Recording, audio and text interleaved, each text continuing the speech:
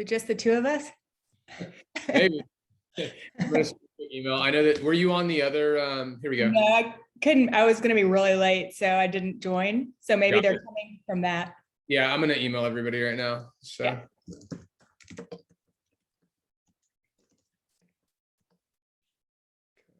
Here we go.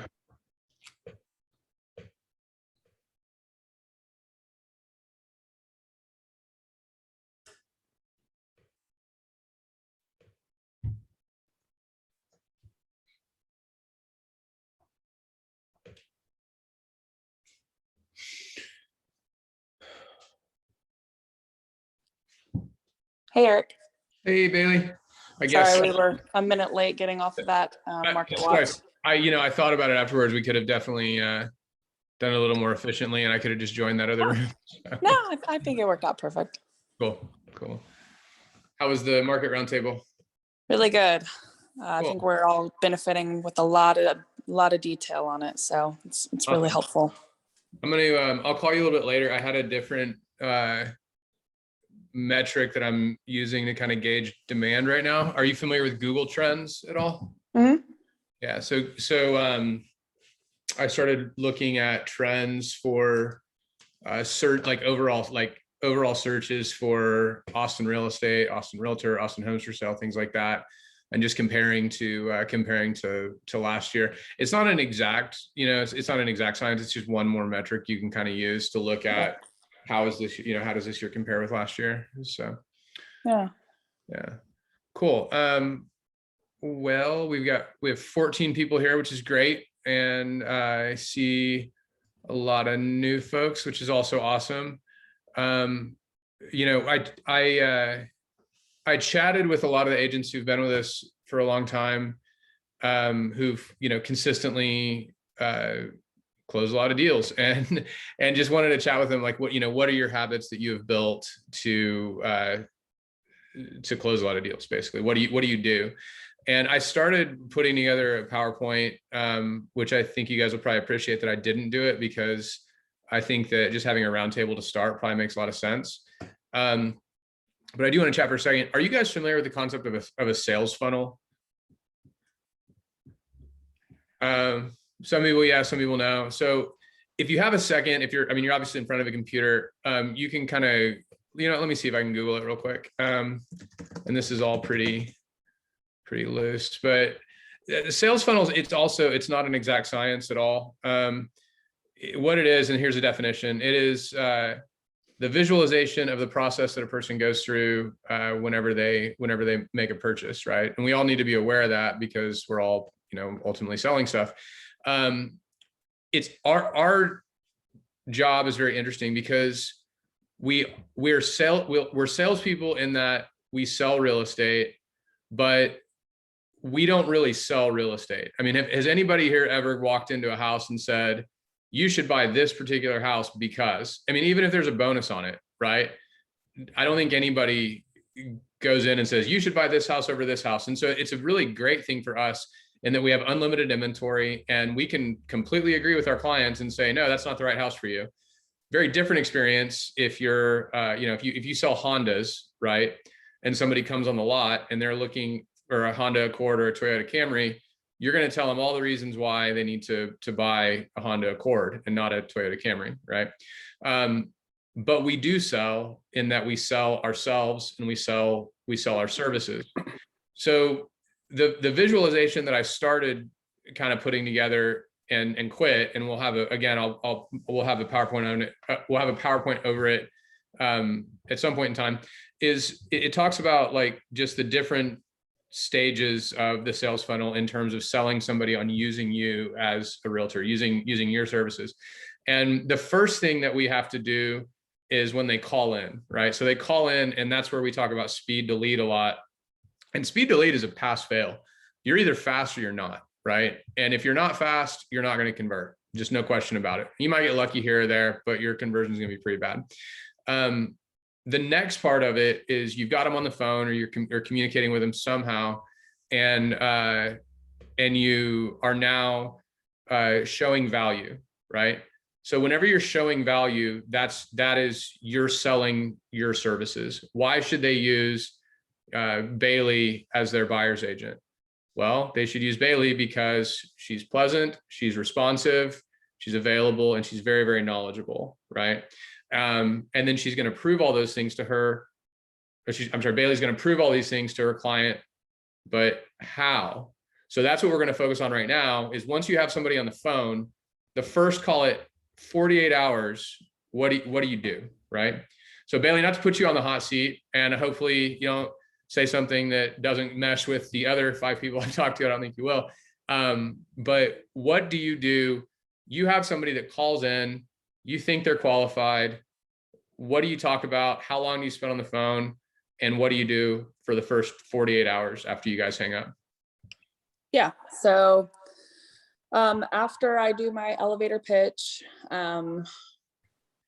and I know that they're qualified, we just continue the conversation talking about what they're looking for.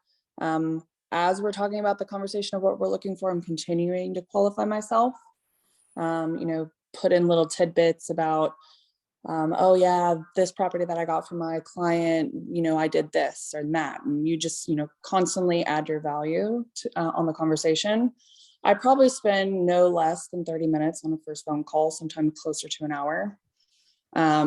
If it's a situation where we've already had like a brief introduction or just like a brief conversation, we've decided to do like a longer, more formal thing, then you can even bring it to Zoom. So you can be face to face, screen share some information.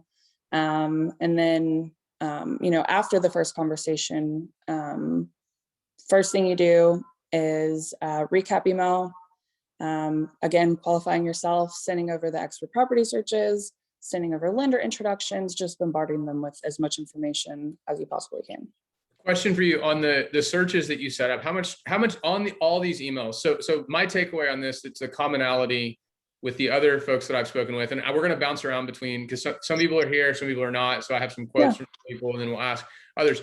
The thing that you said that is identical to everybody else is that you spend around 30 minutes on the first phone call, sometimes up to an hour. I didn't talk to a single agent who produces at a high level that says that they'll spend less than 15 minutes on the first phone call. So you spend 30 whenever you now bear in mind, guys, this is, you guys use your spidey sense, right? So if you talk to somebody and they're gonna move to town or they think they might move to town, but they're self-employed and they're not sure what they're gonna do for work and whatnot, do you spend 30 minutes on the phone with them or an hour setting stuff up? No, we don't expect anybody to do that. But whenever you feel like, oh, this person's probably qualified, a long phone call is the first step. Bailey, the other emails that you set up, how much time do you spend sending the rest of those emails after you guys hang up? So the rest of the emails that I have templates, so it literally takes me 2 seconds to just kind of modify it for the particular situation. Like I'll delete a sentence and add something that, is a little bit more in depth of the conversation that we've already had. So that's super quick. If you didn't have the templates, how long do you think it would take you to send emails? 10 minutes. Cool. So my point there, guys, is we have these templates built for you, but we don't want people firing off templates that they don't understand. So to start, whenever you're sending these templates, you got to read them, and it'll probably take you 10 minutes to send them. One thing that I've noticed, and this is not an indictment of how anybody's doing anything, it's just one of the reasons that we're here having this roundtable, is that I see a lot of templates that are sent, and Follow Up Us does a bad job of separating first and last name. And I've seen this half a dozen times where people fire templates and it says John Buyer dash, then it's the template, instead of just hi John or whatnot. And what that shows me is that nobody read it, right? They just saw the template and they fired it. The reason this is important is, Bailey, I'm sure that whenever you send your templates, do you modify them to the situation whenever you're sending them? Absolutely. Right. So it's spending a little bit of time sending more valuable information to them rather than just firing and going. Sorry to keep cutting in. Yeah. Tell me about your searches whenever you set up the property searches for them. So I would say on average, of course, depending on what areas we've identified that they're looking in, but just for an example, say that they're open to all of North Austin, I probably have a minimum of 5 searches set up. I'll do everything individual, like actual area N, 1 N and NW together, CLS, CLN separate, Round Rock West separate from Round Rock East. So I make sure that they're pretty in depth. I actually I forgot who I was talking to about this. I think it was Rob. We were chatting about the property searches, and I gave him an example of this agent in another city that I was working with, and he set me up on searches, and I literally get like 100 email or 100 properties a day. And it's totally different for one part of the area. I would be interested in spending up to this much, but in another part of the area, I wouldn't be willing to go up that high. So seeing it all come through, it's just there's no organization. So seeing it secondhand with another agent doing it to me, I make sure to really take my time on the searches. That's great. To recap, it sounds like you spend on every lead that looks like it's probably qualified, you're spending an hour to an hour and a half on work that day. Is that fair to say? That's totally fair. Okay, so we unfortunately don't have a way to track qualified versus unqualified leads. Like, we know what lead volume in total looks like, and so we have to kind of operate from our gut, which I hate doing, but we have to. On a qualified lead, what percentage of them do you think that you ultimately close? Oh, Just your gut. of the ones that I actually qualify? The ones that you talk to and you say, man, my spidey senses tell me that this person's probably going to buy and they're probably qualified. So I spend an hour and a half on this person.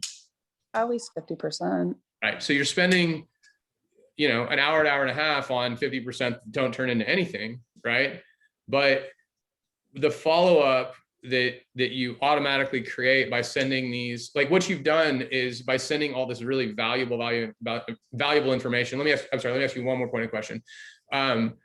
How often do they respond to these emails? Do you send them all this information? Every time. Right. So you don't have to even set up a follow-up because it's done it for you. Is that fair to say? Yeah. Cool. 9.5 out of 10 times for sure. Can you repeat that, Eric? So what is sent automatically? No, and what I was saying is that, so after Bailey spent an hour to an hour and a half, invested an hour to an hour and a half of her time with somebody that she identified pretty early on was probably qualified. I asked her how often those people respond to her messaging that she sends, and she said almost 100%. So what ends up happening is that while we do have follow-ups scheduled, you don't really need them, because by sending all of this really valuable information and by providing value, you've already started a very natural conversation. They're getting back to you with questions. You are asking them more questions. You've become an advisor very early in the process, if that makes sense. Okay. Yeah.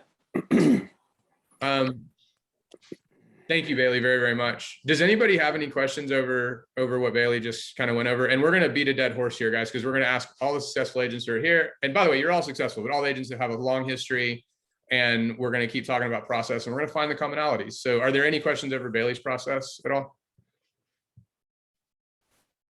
No. Cool. Well, I'm going to segue this with a quote from Casey. And here's what Casey told me. She said, I will spend more time with someone on the first phone call than I will on any other call. That's when I show my worth to them. These conversations will last 20 minutes to an hour. I let them know what I'm going to set up searches for them and introduce them to a lender. I set up multiple searches by neighborhood or area, and then send an email with descriptions of each area or neighborhood. My goal is to set up 3 or 4 searches. After the call, I spend 30 minutes setting up searches and sending the other emails. This is the best time I could possibly spend because I've basically converted these buyers into a client. And she also pointed out, and also a referral source. Casey said that she's received referrals from people that she's never sold homes to, and that she frankly forgot who they were. But she spent so much time on the initial outreach that she impressed them. Sort of an aside, Bailey also mentioned that she's looking for a second home. I've gone through that experience. Tara's gone through that experience. A lot of you guys have gone through that experience, and it is shocking how little a lot of agents do. So what ends up happening is the first agent to show, I went through this whenever we bought our house in the mountains. We were looking in 2 different places, and I went through 3 agents in one area. And the reason I'm obviously very respectful of people's time, especially agents, But the reason I kept going to new agents was because I would talk to somebody and then nothing would come through. Or I would talk to somebody and they would send a completely garbage, they hadn't listened to me, a completely garbage search. So you just kind of move on to the next one. My intuition is that people that you connect with don't want to keep on searching. Buyers generally don't want to interview a lot of people. The first person that provides value to them, they stop and they go, okay, that's who I'm gonna work with. So we're gonna keep any questions over Bailey's process at all? And I'm gonna try not to talk like too much here, but I have a feeling I might. So Linda, you don't have your video on, so I'm not sure if you're multitasking. Would you mind? My video doesn't work. Oh, I didn't want to call you. I know people sometimes turn it off because they want to be able to look at two things. You and I had a great conversation about your process. And you had an awesome quote that I still remember. You told me, as soon as I hang up the phone with this person, I assume that I'm their agent and I start working for them. Would you mind kind of running through, your process, your first phone call, and what you do after you guys hang up? Sure. And this is coming from a brokerage where we didn't get a lot of leads and we really had to do a lot of our own lead gen. And coming to Bramlett, we have people calling or making online inquiries, asking for help. So I just assume right off the bat that they're asking me to help them. And I don't even try to sell myself. I mean, I do, but I don't feel like there's that pressure on me to do that. And I really just immediately get to work for them. I find out what they're looking for, refer them to lenders, and just right out, as soon as I get off the phone with them, I start sending them listings, and I make it personal. So I just don't send listings that are just a mass email. I'll add notes and then I'll follow up. And so just right away, I'm working for them and they know that I'm working for them. How much time do you think you invest after you guys hang out? How much time will you spend on a new person that you talk to? I would say probably at least an hour, because I really am thorough with what I set up for them. And I try to add notes in what I send to them. Awesome. Thank you.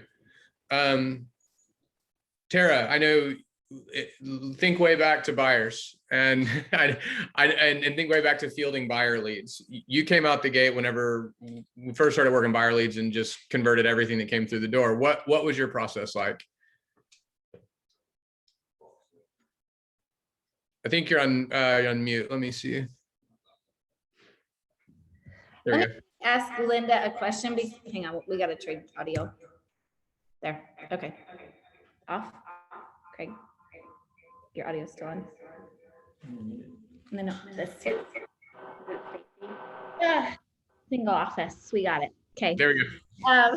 So, Linda, quick question for you. When you said that you make notes, like that can mean a lot of different things, and you're so good at converting that I want to understand, and I want other people to understand what you mean by that. Like notes in an email, are you saying that there's somewhere in the MLS that you can take notes? Can you clarify on that, please? Yes, in the notes section in MLS on each listing, you can add a note. Okay, so you're doing it there. So that is super detailed. Yeah, and then when it shows up on the consumer end, those notes are all just listed there in that email. They don't have to look for them. Okay, cool. Thank you for that. My process, that's the question, Eric, on buyers. Yeah, just in general, like how much time you spend on the first phone call. What do you do with it? The first 24 hours, what do you do? Yeah. So I spend, new buyer intake is usually over 30 minutes. It does wait closer to an hour. And then I don't waste any time. Like I right away when it's fresh in my head, because I take notes and follow up boss, and I, of what they want, and their baby's name is Zach and all that. So I can remember those things, but it's really important to me to do it when it's super fresh in your mind to get going on the search right away. And my searches compared to what other people have talked about thus far, it takes me longer. I've spent a good hour for sure on their search, because it's not just going in there and saying, okay, they want something in Cedar Park that's a 3-bedroom, 2-bath. Like I go in and I look at it and I'm like, gosh, there's only 2 results. I got to find something more for them. we did talk about maybe they'd be interested in Round Rock East, but the schools weren't as good. But man, their price point, they're not going to be able to get into Cedar Park. I'm going to go ahead and set them up in Round Rock. So I do a little bit more tweaking even beyond what we talked about, because when we're talking, I know generally what we can get for X price point, but when a push comes to shove and I'm setting up the search, sometimes that's different. So I get their search set up, and like everybody else, I don't want them to be overwhelmed. So if there's not a lot of what they're looking for and they're very particular that they have to be in Central Austin, then I'll just do one search. But if it's, I really want to be here, but if I have to go here, or I'm area shopping, so I break it up into, it depends. It's case by case. And I try not to confuse them with MLS areas, because let's be honest, nobody knows what that is. So instead of saying, search CLS, CLN, I'll be like, okay, this is Northwest Austin, or this is Round Rock East or West, or Pflugerville, or Southwest Austin, or Dripping Springs. There was one time when I used to do MLS areas, and I'm like, why am I doing that? They have no idea what that is. They don't have a map. And I used to include the map. Well, then I have to look at the CLN and look at the map and figure it out. So I quit doing that. Then I let that roll, and I can see right away that they're opening it and they're engaging. And so I follow up no more than like 2 days. And most of the time when I'm on that initial call, I'd say 75% of the time I'm setting up the meeting too, so that we've got that on the books. And even if they maybe don't know for sure they're coming, I'm like, well, let's just pencil it in, because then there's some commitment there that they've promised me that they'll meet. Then when they, so that's the conversion part. And then it's just keeping in touch with them on a regular basis. And is there anything you want to change? But then it's really autopilot. You've sold them or you haven't by then. And, you're not going to lose them when you meet them in person. None of us would.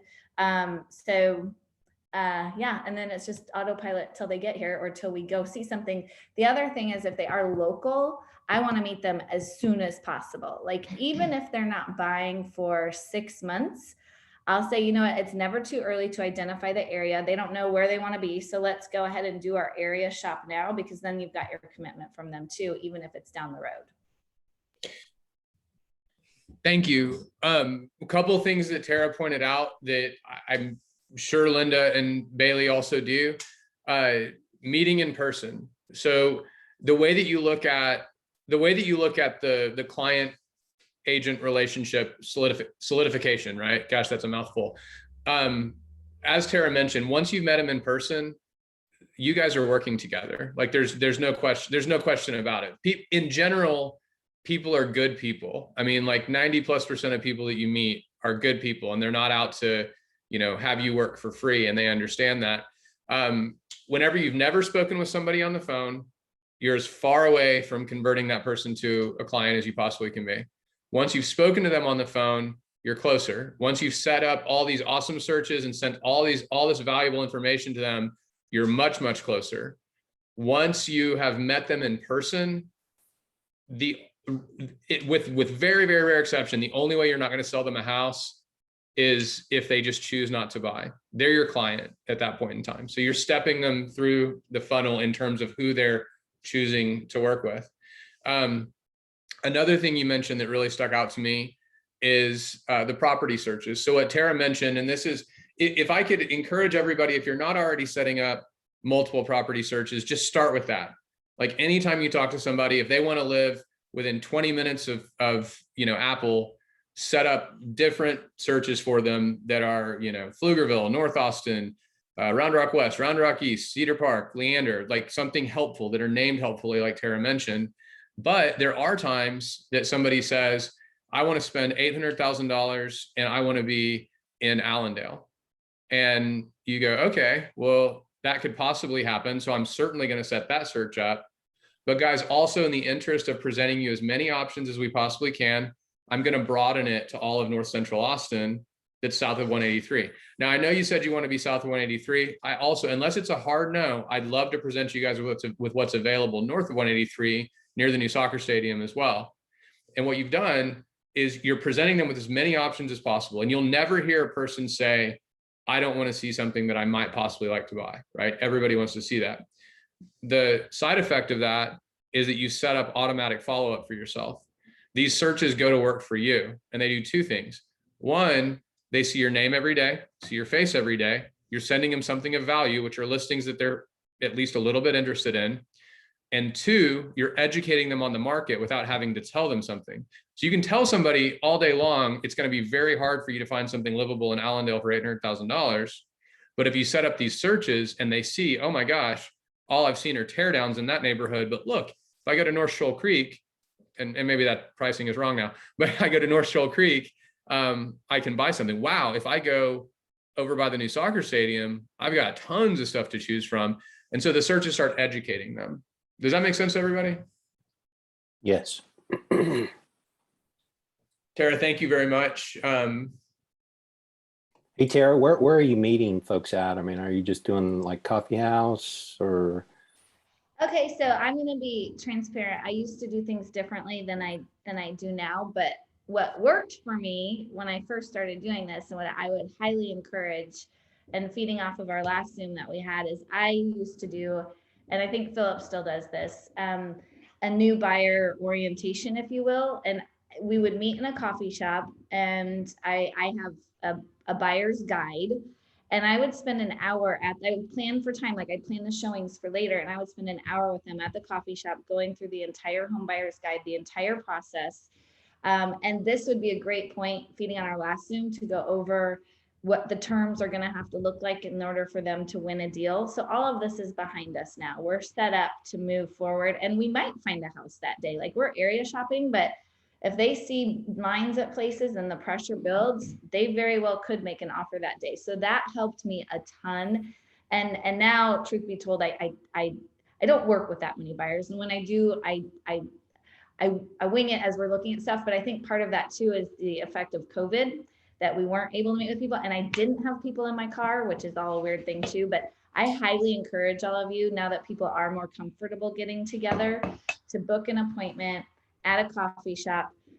Feel them out first though, because there were a few times where I met people and they'd be like, we've done this 6 times, you're wasting our time. So definitely feel them out first and adapt to their personality style. But for and at the time too, truth be told, I was working with a ton of first-time home buyers, and they really appreciated it, because they're like, oh my gosh, you gave us so much information, this is invaluable. So feel out your buyers. But if you think that, even if it's, let's meet in a coffee shop for 15 minutes so you can go over what it's going to take to win a property in this market face to face, and be able to show them some data and explain the terms that need to be tight that will win and the ramifications of each, I think that would be super helpful. If I can jump in for a sec, because I don't want anybody to misinterpret that as you have to tell everybody that you want to meet at the coffee shop first. We had an agent who unfortunately didn't work out, and I realized the problem was that she was basically requiring everybody to meet with her first and going over a buyer presentation before doing anything else. And the buyer presentation was long. She probably didn't present it that well, whatnot. So there's a number of problems with it. But the first thing that you want to do, the buyer consultations are fantastic if they want them. So present it as, would you like to meet to go over this? We could do it before we look at properties if you'd like to. Guys, if we want to ride in the same car, if you guys are comfortable putting people in your car, if we want to ride in the same car, we can also chat about it while we're driving around.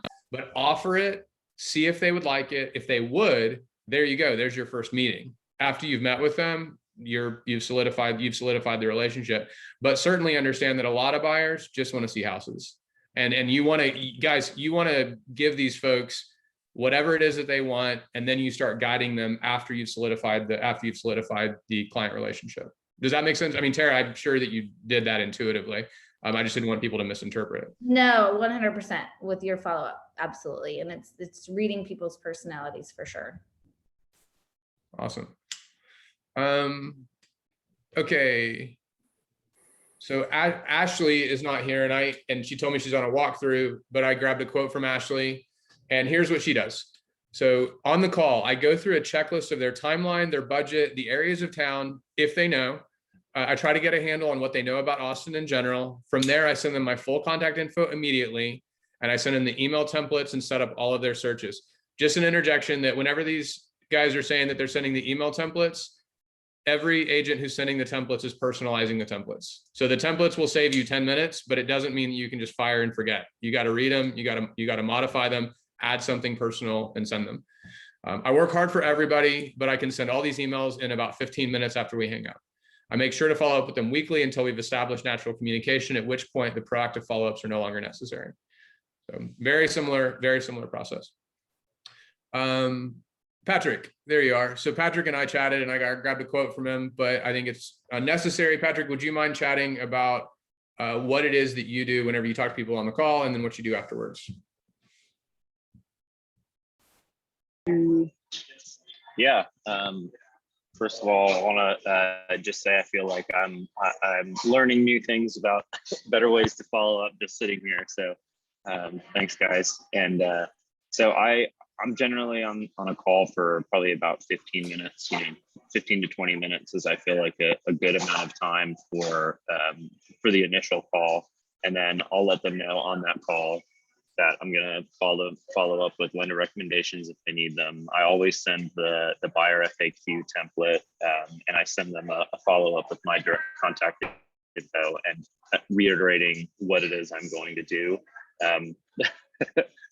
Eric, real quick, hold on one sec. Oh, Kartik. Familiar face. Hey man, how are you? He's asking how you are. I'm great. How's he doing? Good. Let's go He's climb. wondering how you are. All right. He said, let's go climb. Oh yeah, absolutely. Sorry to interrupt. I just, I did insert myself. You're good. I'm working out of a coffee shop here. So anyway, I reiterate what I'm going to do in that email, and then I'll let them know usually that I'll send those immediately after our conversation. And like Eric says, I'll interject some kind of like personal information in there to make them know that I've been listening, and hopefully the email doesn't come off just like a template. And then I'll let them know that it would take a little bit longer for me to get the searches going because I want to spend time setting them up so that they are cohesive and kind of compartmentalized by area, depending on where they're looking, just as some of the other folks have said. So I'll try to get that to them. I'll let them know, like if I'm taking the lead in the evening and I don't have a whole lot of time to be able to sit down and really focus, I'll let them know that I'll be getting it to them probably before noon the next day. And then if it's like a morning or afternoon lead, then I'll tell them that I'll get it to them before the end of business that day. And then I'll usually get it into them much quicker. But my general philosophy is under promise and over deliver. So, and I find that it's like once you get the listings to them, that's what people want when they're calling, right? I mean, they don't really want anything else except to start seeing the listings, because generally they've already done a lot of the homework themselves before they even called. So that's a great process, guys. And I think my next tattoo is going to say under promise and over deliver right here, because it served me so well throughout business. If you promise somebody something by noon the following day, they're like, okay, that's great. And then you send it to them at 9 a.m. They're like, oh my gosh, that's amazing. If you promise it to them by that evening and then you send it to them the following morning, not great, right? So Patrick's, intuition of under promising and over delivering is phenomenal. And I'd highly recommend that for everybody. Thank you, Patrick, very much. Your process is not surprisingly fantastic. So, Craig, Rowdy, do you have a question? I do. I don't want to get you off track here, but No. This is roundtable. We want to be off track. Okay. It has to do more with after closings, like after your deal's done. I was just sending some messages out to get people's information about sending cake balls and all that stuff. And I have one client who I sold a condo to, and he was kind of put him low on my priority list, like maybe rate him a 1 or something, because I shouldn't have even reached out to him about cake balls, and I kind of knew that, because after we closed, everything up until closing went great. It's after closing that Rowdy, things just. I don't mean to cut you off, man, but we do want to keep this bound to the topic. So if you give me a call right after the roundtable and we'll workshop this, is that cool? Yeah, absolutely. Yeah, because we want to keep this in the lead. So I don't mean to cut you off, but we want to be respectful of everybody's time, and we want to keep this in the sort of the lead conversion wheelhouse. So Absolutely. yeah, I absolutely want to help you, and I want to, we'll get through it. So I have a small detail question about those searches. How many properties do you like to have on those? Obviously 2 is too little and 100 is too much, but are you trying to adjust details to get it to 15 or to 30, or what are we trying to go for? I think your gut's probably pretty good, Tyson. I mean, I think, 15 to 30 is pretty good. And if there's no smart way to adjust it down from 50, then you probably tell them like, hey, this one search has a lot. Let me know how else we can tighten it up, things like that. If there's no way to tighten the search down other than price, you can always split the price. So if you have somebody who's under 900,000, they tell you their price is 600 to 900. Well, you can do a 600 to 750 and then a 750 to 9, and that's going to help educate them on pricing. And most people end up going, oh yeah, I'm going to gravitate towards that higher price. That's just human nature. And then you can say, hey, should we go ahead and delete that cheaper search? And they usually will. I'm curious to hear what some of the other agents, how you guys would, if you have a search that you set up in Round Rock West, right? And let's say that you don't want to, how would you guys in a Round Rock West search with 200 results, who has a good idea on how they would get that down to a reasonable number? One thing that I've always noticed is, yeah, you can narrow it down by price, bedrooms, but also a lot of people, some people care about a big backyard, some people don't. So I find that lot size helps a lot as well, especially out in the places like Hutto, Round Rock, stuff like that. But single story or 2-story, some people don't want a 2-floor house. Some people want a single story house. That kind of, sometimes it cuts it by a third or a half. If you're getting a lot of results, at least that's what I've found. Those are, dude, Our Morgan, primary bedroom on Main, the big one. My only feedback on it is whenever you do, unless somebody has told you it's a hard requirement, they have to be in a 2-story house. Whenever you do try to whittle it down, set the searches up where you have one search that's a 1-story, one search that's a 2-story, and let them make the decision that, hey, I don't want to see these 1-stories anymore. Sure. I don't ever do that unless I talk to them about that first. I'm like, hey, are you open to a 1 and 2? They're usually yes. I don't care. Some people are very adamant about it, and that kind of helps narrowing down those searches. So here's the thing, Morgan. What I'm suggesting here, and what a lot of folks do is rather than set up one search and just live and die by that one search. Oh yeah, multiple. Yeah. You set them up on 2. Yeah. So you've got the 1-story search and the 2-story search, and then that helps them organize and decide what they really want. So great feedback, man. Those are all really, really good fields that you can add to sort of whittle it down whenever a search becomes overwhelming. I'll sometimes too, like if I know that the search is going to yield a lot of results, I'll let people know, hey, we're starting pretty broad here. Like take a look through some of this, but what's going to happen is we're going to cut it down. So like, it's not that I want to overwhelm them, but I kind of like let that happen a little bit with some of the larger, if they're giving me just like really broad general search terms, then it'll be like, okay, here, this is everything. Like, let's pick through some of this, and I'll kind of help them by, putting notes on different properties, et cetera. And then, they'll be like, oh, wow, this is so much. Okay, let's figure out what we really need. And I find that sometimes if people haven't really set their values or their expectations appropriately, then that kind of helps corral some of that a little bit too. So. That's all great feedback. That's great feedback. And what I heard there is that the follow-up's important, right? So you just by setting them up where they have a ton of listings, that you're going to need to follow up with them in a few days and figure out how to make it more manageable so that they're not overwhelmed. Fair enough? Right. Yeah. And usually faster than a few days. I'll try to follow up with them, within 24 hours of sending the listings. Awesome.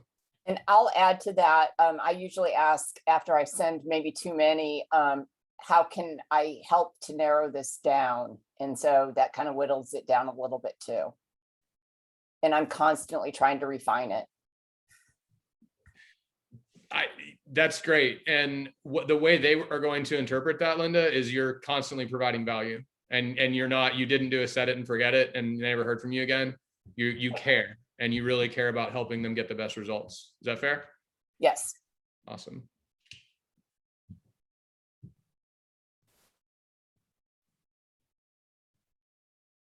What else would you guys, Craig, I was going to ask you your process. Would you like to go over it real quickly? My gut is it's probably pretty similar to Tara's.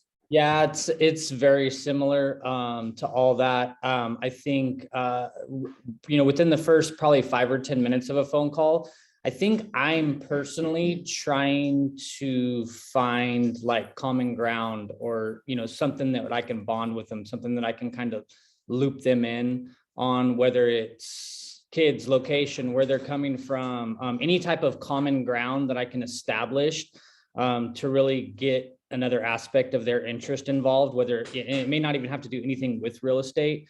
But I think that, and that's what I do just with like listing agents. Like when I put in offers, like that guy yesterday or 2 days ago, he's like, hey, I got a minute. What do you need? And he said something about, he was taking his Corvette in. So I started talking to him about cars, right? And that turned into a 35-minute conversation. It's just creating that common ground or finding that bond with someone, regardless of what it is. And I feel like it just gets me that much closer to them, even though I'm only 5 or 10 minutes into a conversation.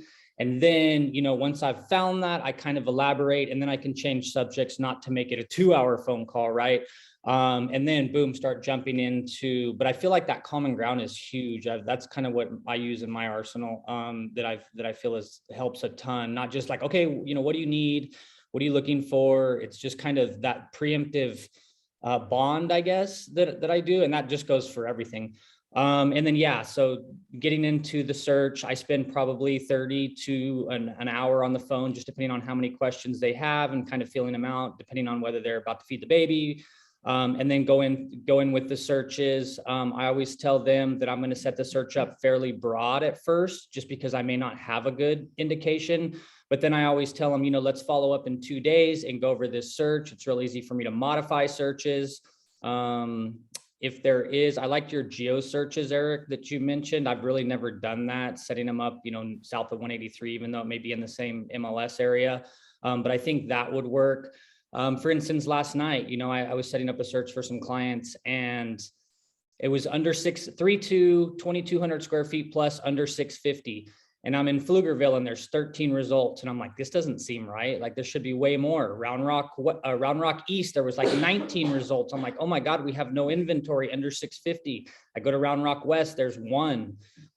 So, it all depends on the inventory and what's there. But I think I basically follow. And then the communication, the follow-up, I get a lot of people that are commenting like, oh my God, thanks for replying so quick. I think it's just that communication, and that shows value, even though you have 15, 20, 50 clients, making them feel like they're center stage is huge. And I can feel it. I can tell, I can, from their replies and all that, I can tell that they think that, they're my number one priority. So just little things like that. And then along the same lines as, Vicky and Tara and, everybody else's searches. So that's all great. And what you did in terms of the commonality stuff, that's a sales, I don't even know if it's a tactic, right? It's just something that salespeople generally do. It's something that people do in general at dinner parties, right? What do you have in common? And you guys will get to where when you talk to somebody, as soon as they say, they have 2 kids, oh, great, I've got an 8-year-old, or, oh, I'm really excited about moving to Austin. That's awesome. Nobody here is from Austin. I moved here 18 years ago, but I can very much remember the excitement. It's super exciting to move to town. You got a lot more restaurants to choose from than I did. Things like that. I'll make one point on the geo searches, Craig. So this goes back to what Tara said as well, where Tara said, don't name them after MLS areas. Whenever I mention North and South of 183, that's actually MLS area 2 and MLS area 2N.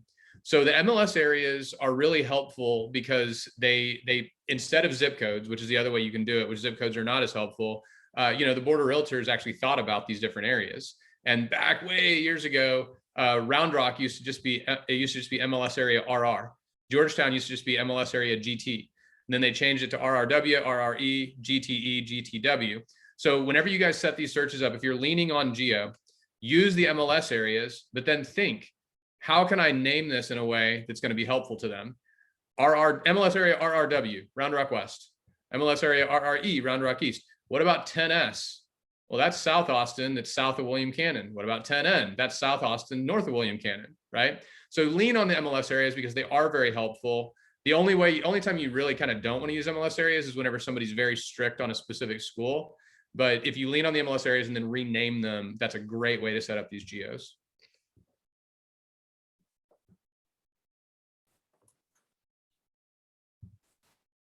What questions do we have, guys? I feel like we've talked a whole lot about the process. I'll point out one thing that's different about this process. So a lot of marketed leads or cold leads or whatever you want to call them, the quality is really bad, right? So you go buy 100 leads from Ylopo or something like that, and you're going to find that 2 to 3% of them are qualified. So like a churn and burn mentality really has to work with that. But whenever you guys take a leads duty, you might answer the 5 phone calls and you might get one person who is qualified, or you might get one web inquiry who's qualified. So that's the reason why it makes sense to invest so much time into these, because the way our marketing works is it sort of makes the warmer leads call you guys. And so what you have to do is just spend more time on those leads as they come in. What questions do you guys have over the process in general? Is there any counterpoint? Is there anything here that somebody says, wow, this doesn't make much sense to me, and here's why?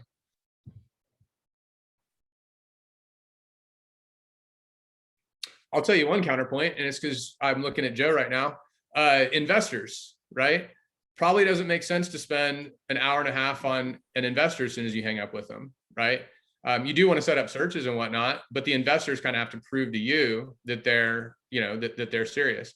So I don't want to go down the pathway of like, here's how you work an investor, but that is one sort of edge case that you might not want to invest an hour and a half into. Yeah, that's certainly true. There's a lot of nuances that are different with investors, and I'll set up 2 very broad searches, and I'll even ask the investor, do you want me even to send these? Because some of them, they have no interest in reviewing listings on a daily basis. Some of them they're really into that, and they'll actively send me, hey, what do you think about this? But yeah, I don't spend a lot of time sending up, because I just have my general pool, fishing ponds, I call them, that I pull from every day, and I send them my recommendations from that. Yeah. So thank you, Joe. So that's where the process is going to be very different. When you start doing this, you guys are all going to have kind of different degrees of spidey sense, right? Lean on, I feel like this person is probably qualified. You'll learn as you go. You'll end up wasting some time as you go, but you'll get practice in sending all of this stuff. After you've done this for a year, 2 years, 3 years, 4 years, 5 years, 6 years, 7 years, 8 years, 9 years, 10 years, your spidey sense is going to get better every year that goes along. And you're going to be a lot more confident knowing like, oh man, yeah, I'm going to spend a ton of time with this person. This person didn't seem like they were super serious. I'm going to set up some kind of okay searches and follow up and see how it goes. But to start, spend as much time with everybody. Worst case scenario, you just get really, really great at setting up searches. So, and I wanted to just say something in kind of more general about the investor leads and working with that. When I start, I mean, especially for people who may just be starting taking lead shifts, is when I started taking the lead shifts last November, I was working a ton on investor leads. I was spending a lot of time on the phone trying to sell Austin to people who live in California and have no understanding of appreciation over time, apparently. And I just found that, it was something where I was like, I feel like I might be losing out on a lot of business if I don't follow these leads. But eventually it became apparent to me that I was spinning my wheels, and I just stopped taking them. I'd get their information and I'll pass it on to someone else. So, kind of, I guess the point being would be to trust your gut as in what you want to do and where you feel comfortable working. And if you put your energy there, like I only want to work with buyers that need to be in Austin or want to be in Austin, and that's where I put all my energy now. And I don't feel like I've lost any business as a result. In fact, I think that my business has been more successful because I've chosen that focus. So just kind of trust yourself where you want to be, and don't spread yourself too thin in the fear of like missing out on stuff. That's phenomenal advice. And if an investor lead calls in and you're not sure if you want to work them or not, send them to Joe. He knows how to work these incredibly well. As he said, his pond that he fishes from is big, and he knows how to go and figure out who's serious about it. I personally, wasted tons and tons of time on investors that I closed some of them. But the best thing about selling real estate is that people need a place to live, and investors don't. They already have that handled. If somebody's moving to Austin, they have to have a place to live, and it is much nicer to buy a place than it is to try to rent a place because the rental market's really bad. So that's, if you guys are trying to figure out what's going to be the most productive, for sure, just hand the investor leads off to Joe and just know that some other stuff's going to come down the pipe. It will. I guarantee you. It's part of the whole abundance mentality. And the reason we have that is because we've done this for a lot of years and we know that stuff's going to continue coming. Rob asked a question. He said, what are the channels these leads come from? And do we spend any time talking with them about that lead source? And are there any clever opening lines? We have a little over 15 different marketing channels. If you're ever curious to see what they are, there's a drop down in Real Scale that shows you what I tag them with whenever we close these things out. We don't ever really spend any time talking about the lead source. It doesn't really matter. The commonality is that most of these folks have read about us online and they know we have a good reputation, and they've read some of the assets that we have on the website, and it's valuable information. So, really just be pleasant and just chat with them and talk with them about what they're interested in, and it's that'll work out, and then steer the conversation towards getting, their timeline, getting their criteria, and then go and get the searches set up. And that's how it'll all work out.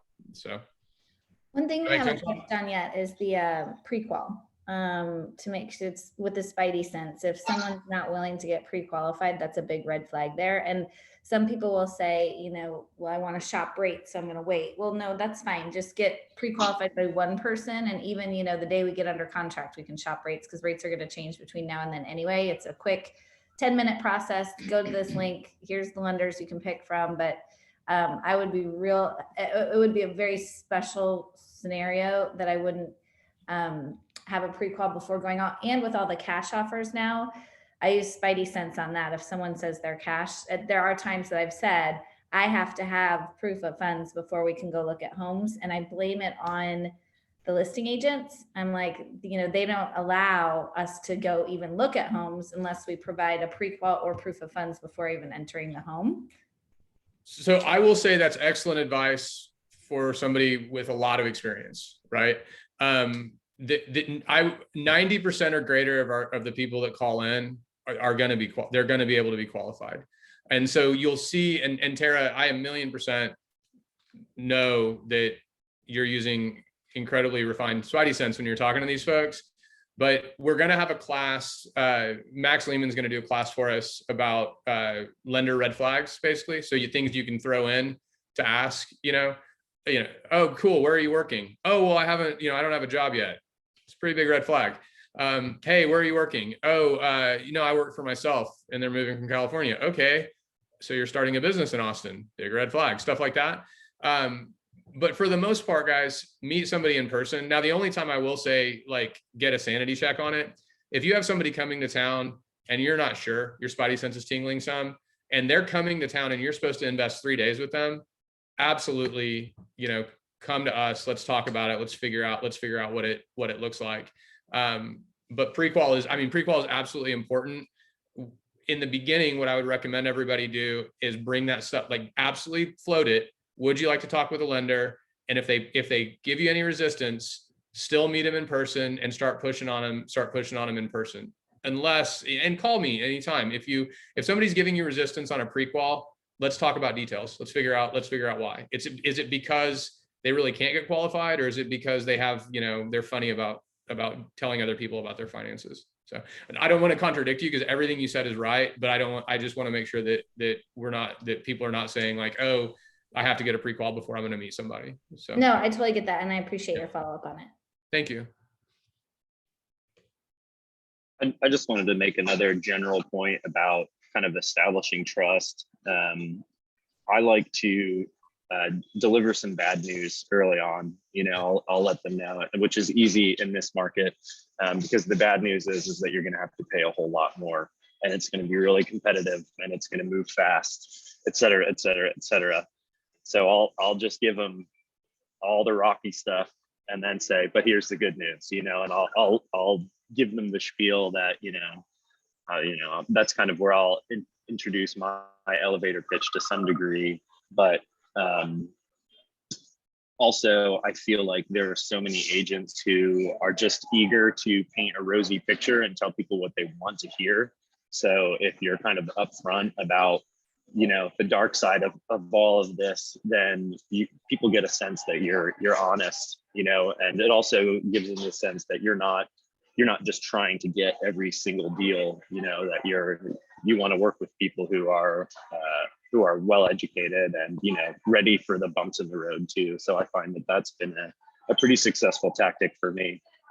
And it also weeds out the people who aren't going to be successful, because if they get scared by that, then it's like, cool, you can, you know, I'm not going to tell you anything different. You're happy to work with someone else.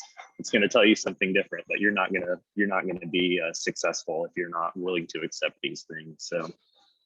And I agree with you 1,000,000%. And in keeping with the, you know, when you talk to them about the elevator pitch, people love stories, right?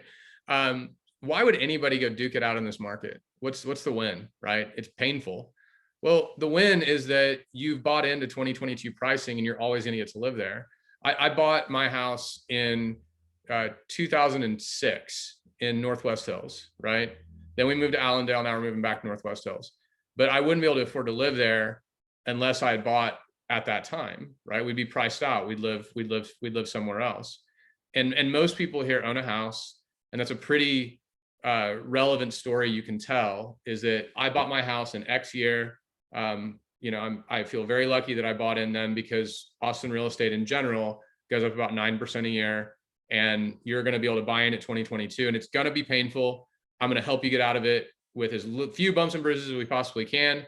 You're going to be super happy with yourself a year from now. You're going to be incredibly happy with yourself 3 or 5 years from now.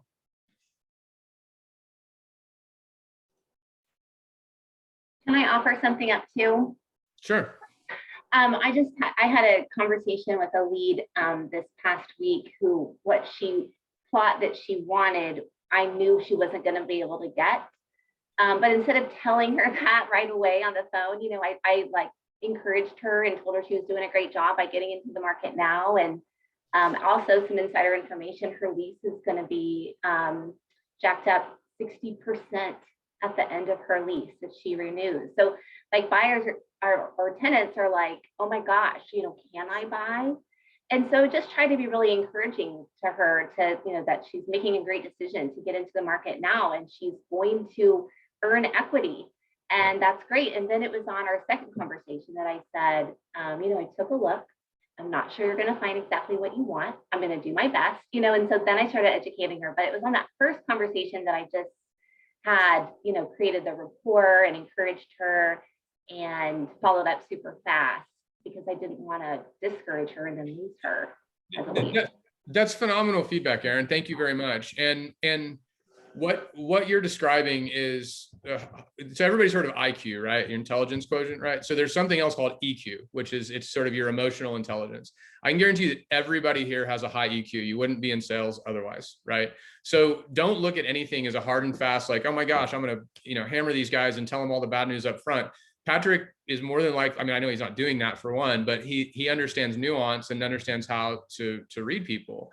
You guys do the same thing. Use your gut, right? Like figure out when it's a good time. If this person's incredibly nervous, probably not a great time to tell them how crappy the experience is going to be, right? Like let's encourage them. Let's encourage them some. So you guys, I mean, we're all here because everybody's very, very good. And we all trust you guys to use your best judgment whenever you're using these tools. But understand that there's not a defined, you have to do it this way every single time, other than spend a bunch of time setting them up on searches. With very few exceptions, spend a lot of time sending them awesome emails, and that's gonna bode incredibly well for you.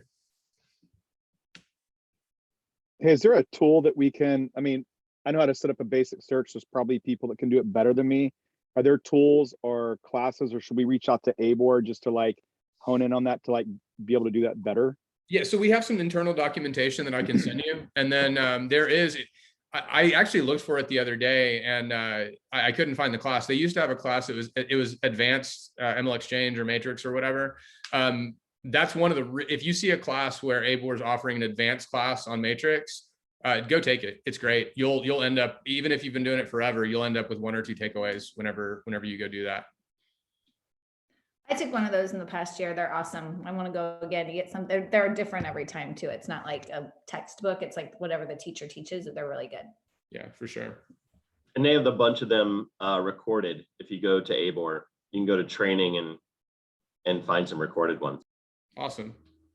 That's, I mean, guys, if we're still obviously figuring out what classes internally that you guys find valuable. And we'd love to, go to ABOR for as much stuff as possible. But if you guys all email us and say, hey, we'd love to have a roundtable on searches, we'll do a roundtable on searches. So just let us know what you guys would like. So.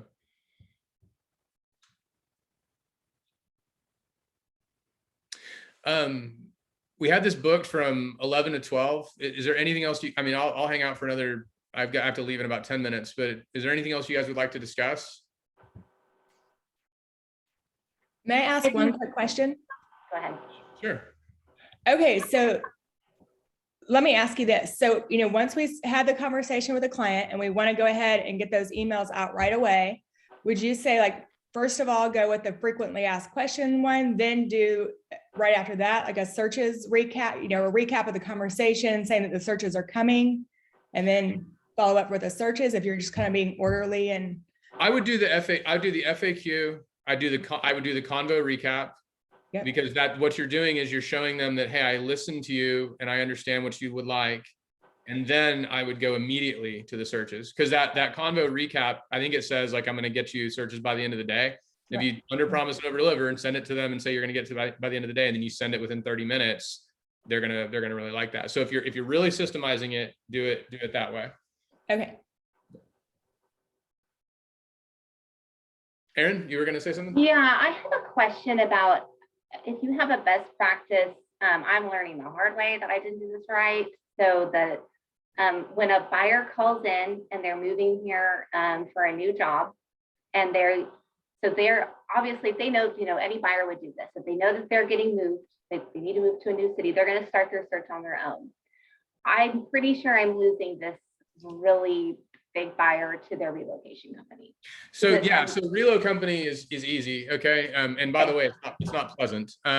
You're gonna, like, once a year, and not everybody, right? Like, call it 3 or 4 times a year in total, you're gonna get extorted by a relo company.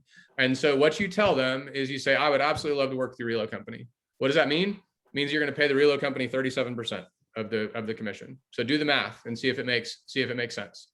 Most of the time it does. It doesn't make sense to build a business on that by any means. Like, all relo deals is miserable. But if they're a great client, and you can push back on them and say, absolutely, we can work with your relo company. And then all the relo company cares about is that you sign the referral agreement that's going to give them the commission. There's no way that you'll be able to convince them to use you without the relo company. Yeah. Okay, I didn't realize I could do that if the relo company had already introduced them to an agent who's saying, I'm going to refund you 2/3 of your rebate. That's what they're offering them. Yeah. So who's the company? The relo company? They're coming here with Amazon. Yeah, but do you know who the relo company is? I don't know who the relo company is. Yeah, no one cares. Give them a call. So give them a call if it's a deal you want. Most of the time it's going to be 37%. Give them a call and just say, hey, I didn't realize this, but our brokerage actually works with most relo companies. Who are you working with? Who's the relo company? And then whatever they say, yeah, we absolutely work with them. Would you mind asking your relo specialist if you can just work with me? And then your relo specialist is going to reach out to you and say, hey, will you sign this paperwork? And I mean, if it really is 2/3, you probably don't want to do it, but most of the time it's around a third. So. Well, I'm a little confused then, because I mean, I've worked with relo companies before, and yeah, I had to pay them, but this agent that they were referred to told them, I will rebate you half of my commission on a resale, or 2/3 on a new construction, which is different. So to be completely blunt, is it an Indian client? Mm-hmm. Yeah, no, that's different than the relo. So and this is not a stereotype, this is a fact. Yeah. In the Indian community, they're very, very tight knit, and they are very active on message boards. That can go incredibly well for you, by the way. Sean and Katie right now have more buyers than they know what to do with because they've done an excellent job for that community and they're getting tons and tons of referrals. Cjo, blah, blah, blah, whatever his name is, he will rebate all the commission except for $1,000 on any new home deal. Yeah. That's how the guy did like 100 and something million without an assistant a couple of years ago. It sounds like a miserable business, but there are advertisements for that. So what I would tell you is that doesn't have anything to do with the reload. It's a totally separate deal. And I mean, that doesn't fit my business model. I can't rebate half of my commission. So Terrible. Okay.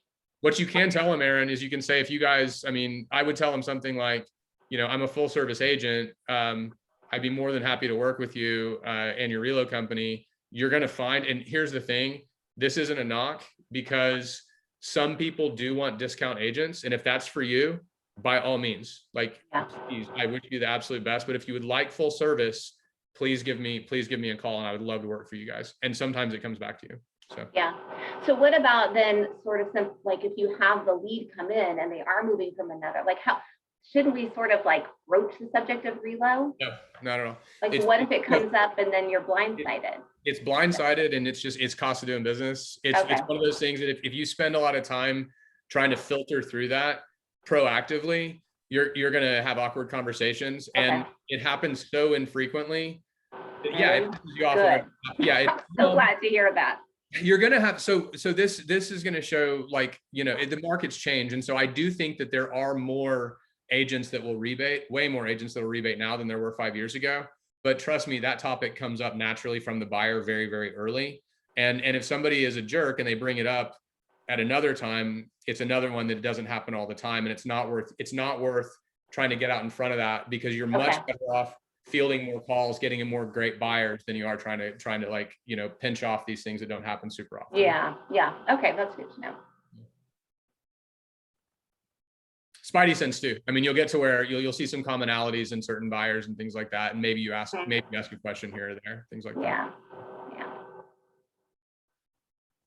Guys, I gotta jump off now. And I appreciate everybody coming very, very much. And yeah, if anybody has any questions offline, Rowdy, I'm going to call you in a minute. I got to call Bailey real quick. She just texted me about something. And then I will, you guys give me a call if you need anything. Okay. Thank Cool. you. Thanks, Sam. Thanks, guys. All right. Have a good one. Bye. Thanks, sweet.